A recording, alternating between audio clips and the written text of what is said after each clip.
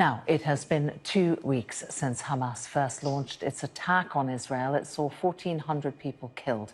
Since then, Palestinian officials say that more than 4,000 people have died in Gaza. Reporting on the war has been personal for Palestinian journalist and human rights advocate Yara Eid, who joins me now. Yara, thank you for joining us here on Sky News. I understand that recent events have caused you personally a great deal of grief and pain. Well, I lost more than 30 members of my immediate family, and they were civilians. They were not part of any militant group. Most of them were children. 17 of them are children. Not only that, but my best friend was a journalist, and Israel killed him in cold blood on the 7th of October while he was covering the area's border. And he was wearing a press vest, he was wearing his helmet.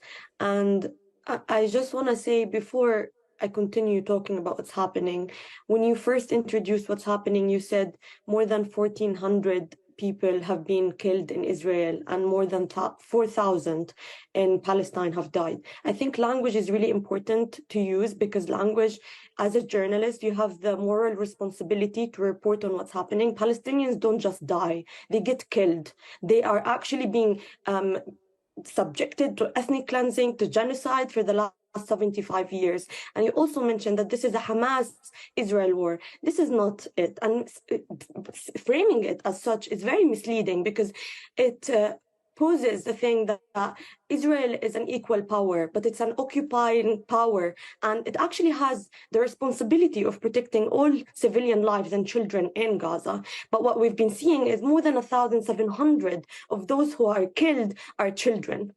So this is not really a war against Hamas. This is clearly, so many Israeli spokesperson went on TV and said this is a war against Palestinian civilians in Gaza. And even if we imagine a world without Hamas, if we think about the West Bank, Palestinians have been being killed, and there has been land theft, there has been ethnic cleansing, there has been imprisonment. More than 5,200 Palestinians are in Israeli prisons right now, and 170 of them are children. So this is not just to water down what's happening to the 7th of October. This is a 75-year-old occupation, ethnic cleansing and genocide of Palestinians. And you need, as a journalist, to report on what's happening and say it as it is. When Hamas launched the attack on Israel, as a Palestinian, what did you expect would happen next?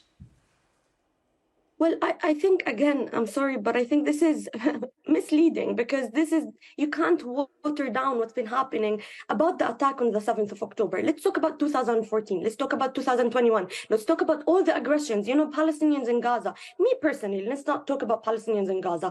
I've lived through 4 horrible aggressions. That's actually why I left Gaza in the first place. I saw people getting cut into pieces in front of my eyes when I was 14 years old. I spent the last 7 years trying to get therapy to get over my PTSD, my traumatic experience of just living there. So this is, again, you're misleading by saying it's a Hamas attack. You need to say what's been happening. We can't look at it just by looking at what's happened on the 7th of October. Why are you not talking about all of the other attacks on worshippers in Al-Aqsa Mosque, on, kidnapping women and raping them in Israeli jails, all these Palestinians who are being killed in the West Bank? Why are you not asking me about them? Hamas does not operate there. Yara Eid, good to get your perspective on Sky News. Thank you very much for joining us.